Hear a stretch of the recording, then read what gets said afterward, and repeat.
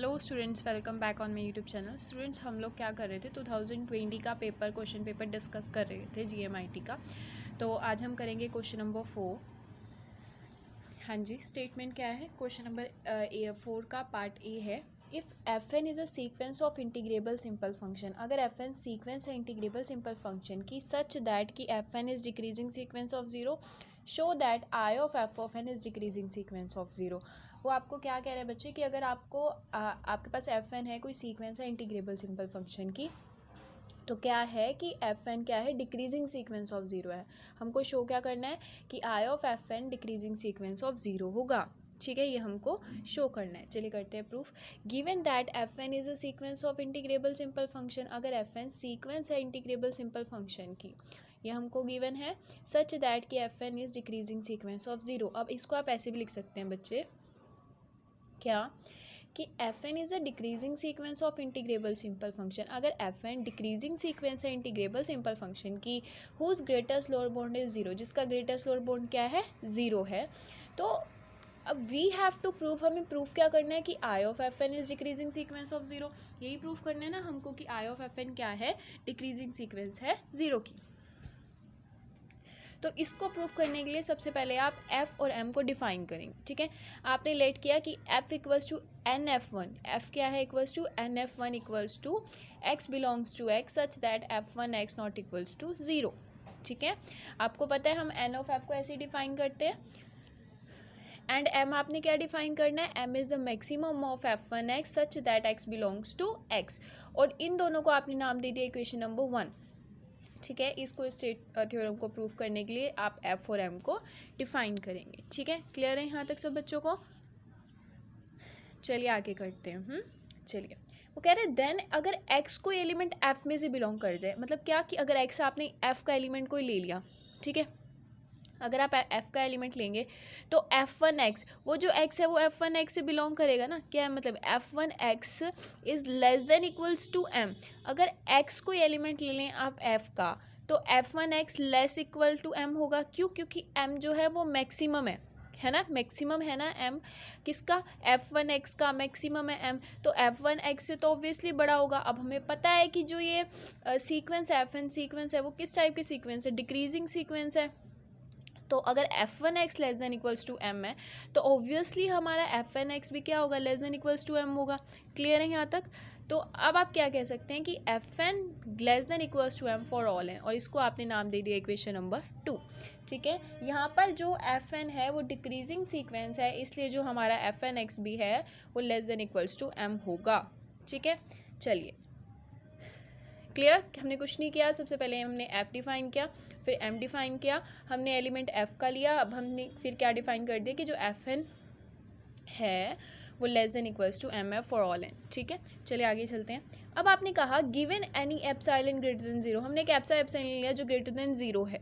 ठीक है, we define A n equals to x such that f N x is greater than equals to epsilon. हमने epsilon define किया जो positive है, ठीक है, यानी ज़ीरो से बड़ा है। ठीक है, क्लियर यहाँ तक? फिर हमने क्या कहा, हमने एक ई एन ऐसा डिफाइन किया, एक्स सच दैट कि एफ एन एक्स क्या है, बड़ा है एप्सिलॉन से, और इसको हमने नाम दे दिया इक्वेशन नंबर 3।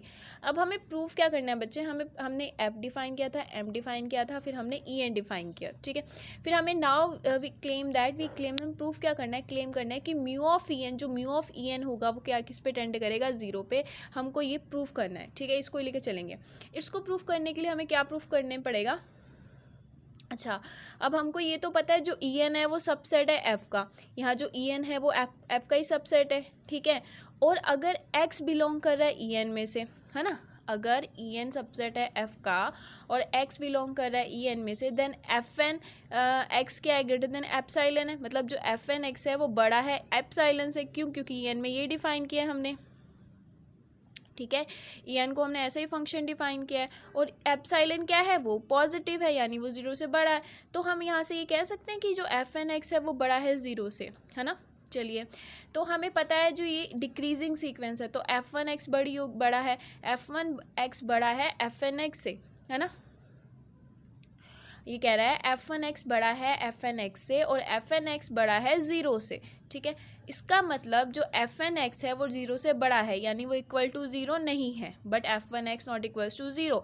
अगर वो नॉट इक्वल्स टू ज़ीरो है तो इसका मतलब वो कहाँ से बिलोंग कर गया, एफ में बिलोंग कर गया। तो हम क्या कह सकते हैं कि एक्स बिलोंग कर गया एफ में। हम एलिमेंट लेके चले थे ई एन का, हमने कहाँ प्रूफ कर दिया, एफ में। तो देन वी से कि E n is a subset of F. हम कह सकते हैं जो ई एन है वो सबसेट है एफ का। क्लियर है यहाँ तक सब बच्चों को? हाँ जी बच्चों जी। अब वो कह रहे हैं नाउ वी क्लेम दैट कि E N is decreasing sequence of five. पहले हमने क्या क्लेम किया था कि म्यू ऑफ ई एन क्या है, टेंड टू करे ज़ीरो को। फिर हमने क्या क्लेम किया है कि E N is decreasing sequence of five. जो ई एन है वो डिक्रीजिंग सीक्वेंस ऑफ फाइव है, और E n decreasing sequence of five को हम ऐसे भी डिफाइन करते हैं कि integration of N equals to 1 to infinity E n equals to 5, ऐसे ही लिखते हैं हम, ठीक है। अब आपने क्या कहा, आपने कोई एलिमेंट ले लिया, integration n equals to 1 to infinity E N का एक्स ले लिया आपने एलिमेंट। अब अगर वो इंटीग्रेशन में है ना, अगर वो सॉरी इंटरसेक्शन में अगर वो बिलोंग कर रहा है तो ऑब्वियसली वो ई एन में भी बिलोंग करेगा। अगर वो ई एन में से बिलोंग कर रहा है तो ई एन हमारा क्या है, f N x is greater than equals to epsilon for all n. Clear है यहाँ तक? हमने क्या प्रूव करना है कि n is decreasing sequence of five है, और intersection of N equals to 1 to infinity n क्या है, इक्वल्स टू फाइव। हमने एक्स एलिमेंट ले लिया, इसमें से intersection n equals to 1 to E N का, ठीक है। और वो क्या हो गया कि x कहाँ से बिलोंग कर गया, हमारा ई एन में से। अगर x ई एन में से बिलोंग कर गया तो ई एन किस टाइप का है कि F N x greater than equals to epsilon, तो ये इस टाइप का डिफाइन कर दिया। क्लियर है यहाँ तक? चलिए आगे करते हैं। हाँ जी बच्चे जी। तो अब हमने क्या कहा कि एफ एन एक्स जो है वो बड़ा है ज़ीरो से फॉर ऑल एन, ठीक है। एफ एन एक्स क्या है, बड़ा है ज़ीरो से फॉर ऑल एन। इसको हमने नाम दे दिया equation number 4। Also given that, हमें क्या गिवन है बच्चे, जो एफ एन है वो डिक्रीजिंग सीक्वेंस ऑफ जीरो है, यानी जो ग्रेटेस्ट लोअर बॉन्ड है एफ ऑफ एन एक्स का वो क्या है, ज़ीरो है। यानी एफ एन का जो ग्रेटेस्ट लोअर बॉन्ड है वो क्या है, ज़ीरो है। हमें पता है ना, मैंने आपको बताया था कि इसको ऐसे भी लिखते हैं। तो अगर greatest lower bound of F of n x equals to zero है तो एक ऐसा इंडेक्स एन के एग्जिस्ट कर जाता है सच दैट बच्चे कि एफ एक्स क्या हो, लेस इक्वल्स टू ज़ीरो हो जाता है, ठीक है। For all n is greater than equals to n के, और इसको हमने नाम दे दिया इक्वेशन नंबर 5। चलिए now from fourth and fifth equation, fourth equation and fifth equation से हम क्या कह रहे हैं बच्चे कि जो x है वो कहाँ से बिलोंग कर गया, 5 में बिलोंग कर गया,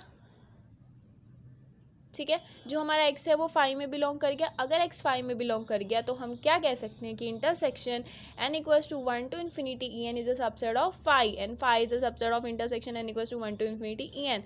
तो हमने यहाँ प्रूव कर दिया कि intersection n equals to 1 to infinity E n equals to 5। हमको यही प्रूव करना था, हमने कर दिया। चलिए अब हम कह रहे हैं since E n is a finite measure, E N क्या है, फाइनाइट मेजर है, देयरफॉर क्या होगा, mu of E n decreasing sequence of zero होगा, ठीक है। म्यू ऑफ ई एन क्या होगा, डिक्रीजिंग सीक्वेंस ऑफ ज़ीरो। इसका मतलब क्या है कि ज़ीरो ग्रेटेस्ट लोअर बॉन्ड होगा म्यू ऑफ ई एन का, हमें पता है ना। अगर F N decreasing sequence of zero है यानी एफ एन की जो ग्रेटेस्ट लोअर बॉन्ड है वो क्या होगा, ज़ीरो होगा, है ना। तो अगर वो हम इस पर अप्लाई करें कि mu of E N is decreasing sequence of zero, मतलब greatest lower bound of mu of E N क्या हो जाएगा, ज़ीरो हो जाएगा, ठीक है। क्लियर है यहाँ तक आप सबको? अच्छा आगे करते हैं। अब we know that a decreasing sequence which is bounded below converge to its greatest lower bound. हमको पता है, हमको क्या पता है बच्चे, जो क्या है डिक्रीजिंग सीक्वेंस होती है और जो बाउंडेड बिलो होती है, ठीक है। डिक्रीजिंग सीक्वेंस हो और बाउंडेड बिलो हो, वो कन्वर्ज करती है इट्स ग्रेटेस्ट लोअर बॉन्ड को, अपने ग्रेटेस्ट लोअर बॉन्ड को। तो आप क्या कह सकते हैं बच्चे, म्यू ऑफ ई एन किस पे टेंड कर रहा है, ज़ीरो पे, और हमने इसको प्रूव कर दिया प्रूफ। आई होप बच्चों कि आप सबको यहाँ तक समझ में आया होगा। बहुत ईजी है, जस्ट हमने इसी को प्रूव करना था, हम ये लेके चले थे। तो अब हमने क्या करना है, अब नाउ हम कह रहे हैं कि N of F of N equals to X belongs to x such that कि F N x not equals to zero. आपका जो एफ एन एक्स है, हमें पता है हम एफ एन को एन ऑफ एफ को ऐसे डिफाइन करते हैं। अब एफ ऑफ एन है तो इसलिए हम ऐसे डिफाइन कर रहे हैं। तो वो कह रहा है अगर वो नॉट इक्वल्स टू ज़ीरो है तो ऑब्वियसली या तो वो बड़ा होगा ज़ीरो से या वो छोटा होगा ज़ीरो से, है ना। अगर वो हम कह रहे हैं कि वो नॉट इक्वल्स टू ज़ीरो है तो मतलब या तो वो बड़ा होगा या तो वो छोटा होगा। तो यहाँ से हम क्या कह सकते हैं कि f1x ग्रेटर है ज़ीरो से और f2x क्या है, लेस है ज़ीरो से। हमने ये मान लिया, ठीक है। अब हमने क्या किया, एक कैरेक्टरिस्टिक फंक्शन डिफाइन किया। कैरेक्टरिस्टिक फंक्शन यानी x of f, f of n of x, ठीक है। और ये किसके इक्वल हो गया, x f x f n x, ठीक है। हमें पता है जो करेक्टरिस्टिक फंक्शन होता है इक्वल्स टू 1 होता है if x belongs to f and 0 होता है if x not belongs to f. अगर 1 मतलब अगर एफ एक्स जो एलिमेंट है वो एफ से बिलोंग कर जाता है तो वो 1 होता है, अगर वो एफ से बिलोंग नहीं करता तो वो 0 होता है, हम सबको पता है ना। चलिए आगे चलते हैं। हाँ जी बच्चे जी, अब हम कह रहे हैं कि अगर एक्स कोई एलिमेंट है वो एफ से बिलोंग नहीं कर रहा, अगर वो एफ से बिलोंग नहीं करेगा तो ऑब्वियसली वो एन ऑफ एफ एन से भी बिलोंग नहीं करेगा। तो अगर वो एन ऑफ एफ एन से बिलोंग नहीं करेगा इसका मतलब वो नॉट इक्वल्स टू 0 होगा। अगर f of n f n से बिलोंग कर रहा है तो वो नॉट इक्वल्स टू 0 है, अगर बिलोंग ही नहीं कर रहा तो ऑब्वियसली इक्वल्स टू 0 हो जाएगा। तो f N x equals to x F F n if x not belongs to f, ये आ जाएगी वैल्यू अगर वो एफ से बिलोंग ना करे। ठीक है, क्लियर है। सीन्स अब ये चीज़ इंपॉर्टेंट है, अगर ई एन सबसेट है एफ का, ई एन सबसेट है एफ का, ये हमने डिफाइन किया है, मतलब ये हमने प्रूफ भी किया है जो ई एन है वो सबसेट है एफ का, तो क्या होगा बच्चे, f is equals to f minus E n union E N. ठीक है, इसको हमने क्या लिखा, ये इंपॉर्टेंट है कि एफ इज़ इक्वल है f minus E n union E N का, वेयर जो एफ माइनस ई एन है और ई एन है दोनों ई एन है वो साथ दोनों क्या है, म्यूचुअली डिसजॉइंट है। क्लियर, ये चीज़ याद रखने वाला है, इसको याद रखना, ये इंपॉर्टेंट है, आगे यूज़ होगा। ठीक है, हाँ जी बच्चा जी। Therefore F N equals to x F F N, हमने ये कहा था कि जो एफ एन है वो किसके इक्वल है, एक्स एफ और एफ एन के इक्वल है। ठीक है, अब हम कह रहे हैं कि एफ किसके इक्वल है, f minus E n union E n के था, तो x of F minus E n f n plus x E n f n लिख सकते हैं, तो इसको हमने नाम दे दिया इक्वेशन नंबर 7। ठीक है, नाउ अब एक्स एफ, इसको अलग से सॉल्व करेंगे, इसको अलग से सॉल्व करेंगे, तो इसको करेंगे x F minus E n x f N x क्या हो जाएगा, एफ एन एक्स हो जाएगा, अगर एक्स कहाँ से बिलोंग करेगा, एफ माइनस ई एन में से, और 0 हो जाएगा बच्चे अगर एक्स बिलोंग नहीं करेगा एफ माइनस ई एन में से। ठीक है, और हमें पता है जो एफ एन एक्स है वो क्या है, लेस देन एप्साइलन है ना, लेस देन एप्साइलन है ना, अगर वो एफ माइनस ई एन से बिलोंग कर रहा है, दिखाती हूँ मैं भी आपको, देखो। हाँ जी बच्चे ये देखो, अगर वो ई एन से बिलोंग करेगा ना मतलब एफ एन एक्स क्या होगा, ग्रेटर इक्वल्स टू एप्साइलन हो जाएगा, है ना, हो जाएगा ना। ठीक है, तो हमने क्या कह दिया, एप्साइलन है और एक्स अगर बिलोंग करेगा एफ माइनस ई एन में से, और फॉल अगर 0 होगा अगर एक्स नहीं बिलोंग करेगा एफ माइनस ई एन में से, तो इसको हम ऐसे लिख सकते हैं, this is equals to epsilon x F minus E n, और इसको हमने नाम दे दिया इक्वेशन नंबर 9। अब हम कह रहे हैं जो एफ माइनस ई एन है वो सबसेट है एफ का, अगर F minus E N subset है एफ का तो x F minus E N less than equals to x of F हो जाएगा, मोनोटोन की कंडीशन लगेगी, है ना, अगर ये सबसेट है बी का तो mu of E N is less than equals to mu of B, है ना, तो वही लगाई हमने, मतलब यहाँ पे हमने कहा कि अगर F minus E N subset है एफ का तो x F minus E N भी less than equals to x of F हो जाएगा। ठीक है, तो x of F minus E N less than equals to epsilon, X of F की value epsilon X of F हो जाएगा। तो अब एक्स ई एन, पहले हमने एफ एन का एफ माइनस ई एन का निकाला था, अब हम ई एन का निकालेंगे। तो हमने कहा x E n x f N x equals to f N x when x belongs to E n which is a subset of F n 0 अगर x not belongs to E n, अगर वो E N में से belong कर रहा है और E N subset है एफ का तो ऑब्वियसली वो एक्स कहाँ से बिलोंग करेगा, एफ में से बिलोंग करेगा। अगर वो एफ से बिलोंग करेगा तो हमको पता है जो एफ ऑफ एन एक्स है, जो एफ एन एक्स है वो less than equals to M है। ठीक है ना, तो इसको आप लिख सकते हैं this is less than equals to M X E N. तो using 7th 8th and 10th, 7th 8th और 10th हमने इसकी वैल्यूज़ रखी, तो वैल्यूज़ रखने के बाद एफ एन की value less than equals to epsilon X of E plus M X E N. ठीक है, इस पर आई अप्लाई कर दिया, तो I of F N less than equals to epsilon mu E plus M mu E N. तो since mu F is a finite number independent of epsilon and mu of E N tend to 0, इसलिए आई of F N भी कहाँ का tend करेगा, 0 पे। तो दस हम क्या कह सकते हैं बच्चे कि I of F N is decreasing sequence of 0, hence proof. ठीक है, हाँ जी बच्चे जी। अब 4th क्वेश्चन का हम बी पार्ट को प्रूफ करते हैं। ठीक है, बी पार्ट क्या है वो देखते हैं। सबसे पहले बी पार्ट है कि अगर एफ इज़ इंटीग्रेबल, अगर एफ आपका इंटीग्रेबल है और जी मेजरेबल है and f equals to g almost everywhere, f integrable और जी मेजरेबल और f equals to g almost everywhere. ठीक है, तो आपको शो करना है, show that g is also integrable. हमें क्या शो करना है बच्चे कि g भी क्या है, इंटीग्रेबल है। And integration f of d mu equals to integration g of d mu. ठीक है, क्लियर। अगर f इंटीग्रेबल है, g मेजरेबल है, f equals to g almost everywhere है, तो हमको शो करना है जो g है वो इंटीग्रेबल है और integration of f D mu equal है integration of g D mu के। क्लियर, चलिए करते हैं, बहुत ईजी है प्रूफ। आपने लेट कर लिया जो h है इक्वल्स टू इंटीग्रेबल की लगती है ना, h equals to f minus g, let कर लिया। चलिए ठीक है, अब h इज़ मेजरेबल, h आपका मेजरेबल है एंड h ऑलमोस्ट एवरीवेयर भी है। अगर वो मेजरेबल है, अगर ऑलमोस्ट एवरीवेयर, तो और h क्या है, h इक्वल है h plus minus h minus के। ठीक है, सीन्स अगर h equals to zero almost everywhere, ध्यान रखना भी थ्योरम है कि अगर h इक्वल्स टू ज़ीरो है और ऑलमोस्ट एवरीवेयर है, तो एक ऐसी there exist a null set, एक ऐसा नल सेट ही एग्जिस्ट कर जाता है सच दैट कि x not equals to E, जो x है वो e में से बिलोंग ना करे, तो h ऑफ x क्या हो जाएगा, इक्वल्स टू ज़ीरो। कि अगर h इक्वल्स टू ज़ीरो है तो एक ऐसा नल सेट एग्जिस्ट करता है e कि अगर x ई में से बिलोंग ना करे तब होगा h of x equals to zero. Clear, चलिए आगे करते हैं। हाँ जी, सीन्स वो कह रहा है h x equals to zero है और ऑलमोस्ट एवरीवेयर है। क्या है, h इक्वल्स टू ज़ीरो है और ऑलमोस्ट एवरीवेयर है, इसको हमने नाम दे दिया इक्वेशन नंबर 1। और h क्या है, h इक्वल है h plus minus h minus के। ठीक है, अगर h x equals to zero है और h हमारा h plus minus h minus है, तो ऑब्वियसली जो हमारा h प्लस एक्स है वो भी ज़ीरो होगा और जो h माइनस एक्स है वो भी ज़ीरो होगा। ठीक है, और अगर इक्वल्स टू ज़ीरो है तो ऑलमोस्ट एवरीवेयर भी होंगे, then h plus x equals to zero almost everywhere होगा एंड h माइनस एक्स भी क्या होगा, ऑलमोस्ट एवरीवेयर। ठीक है, क्लियर है, यहाँ तक कुछ नहीं है, बहुत ईजी है।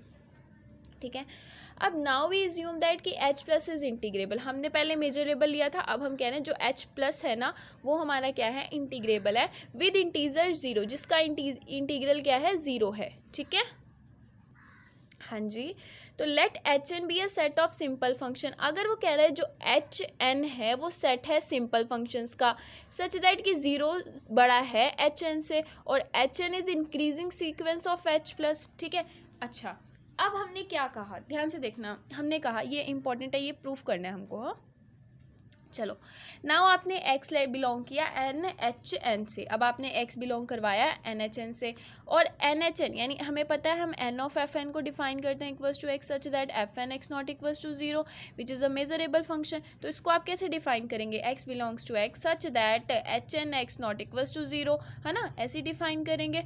तो इस equals to least upper bound of h n x not equals to zero होगा, है ना, जो सबसे छोटा अपर बाउंड होगा वो भी नॉट इक्वल्स टू ज़ीरो होगा, है ना। तो इसका हम ये कह सकते हैं कि H X not equals to zero, अगर H S not equals to zero तो obviously H plus X not equals to zero होगा, है ना। तो हम क्या कह देंगे, जो एक्स है वो बिलोंग कर जाएगा एन एच प्लस से। तो यहाँ हमने एलिमेंट लेके चले एन एच एन में से, ठीक है, हमने उसको कहाँ दिखा दिया, एन एच प्लस से। तो हम क्या कह सकते हैं कि जो एन एच एन है is the subset of N H plus और इसको हमने नाम दे दिया इक्वेशन नंबर 2।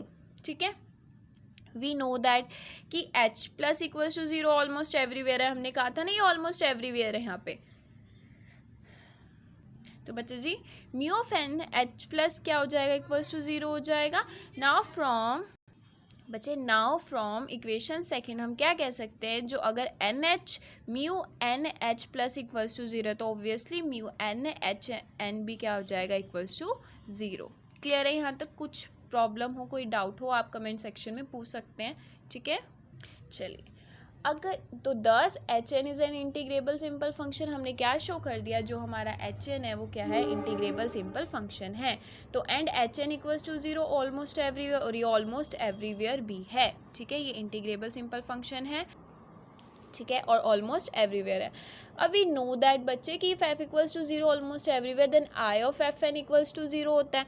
तो हैंस हम क्या सकते हैं, अगर ये ऑलमोस्ट एवरीवेयर है तो हम कह सकते हैं कि आई ऑफ एच एन भी क्या है, इक्वल्स टू ज़ीरो और इसको हमने नाम दे दिया इक्वेशन नंबर 3।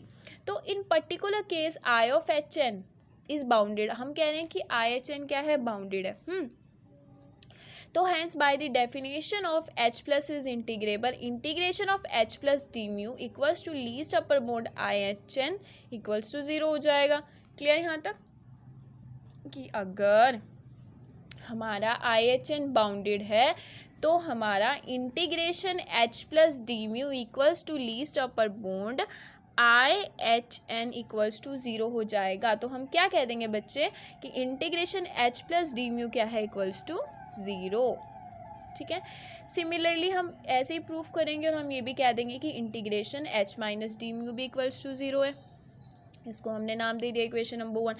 अगर ये इक्वल्स टू 0 है, प्लस भी इक्वल्स टू 0 और माइनस भी इक्वल्स टू 0, तो ऑब्वियसली जो हमारा h है इंटीग्रेशन एच डी म्यू वो भी क्या हो जाएगा, इक्वल्स टू 0।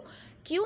क्योंकि h हमारा है वो इक्वल है h plus minus h minus से इज इंटीग्रेबल। ठीक है, तो thus f minus g is measurable and integration f minus g d mu equals to 0। हमने h को क्या डिफाइन किया था, f माइनस जी, तो ये भी इक्वल्स टू 0 हो जाएगा। तो since g equals to f minus g and f is also integrable, ठीक है, अगर f इंटीग्रेबल है तो g भी क्या हो जाएगा, इंटीग्रेबल हो जाएगा। तो इंटीग्रेशन, इस पे इंटीग्रेशन अप्लाई कर दिया, integration g D mu equals to integration f D mu minus integration f minus g d mu, और f माइनस जी क्या है, डी म्यू इक्वल्स टू 0 है तो यहाँ 0 अप्लाई कर दिया, तो integration g D mu equals to integration f D mu. ठीक है, तो integration g D mu equals to integration f D mu, hence proof हमने फोर्थ क्वेश्चन को सॉल्व कर दिया। ठीक है, अगर आपके लिए ये वीडियो हेल्पफुल है तो मेरे चैनल को लाइक कीजिए, सब्सक्राइब कीजिए। Thank you so much.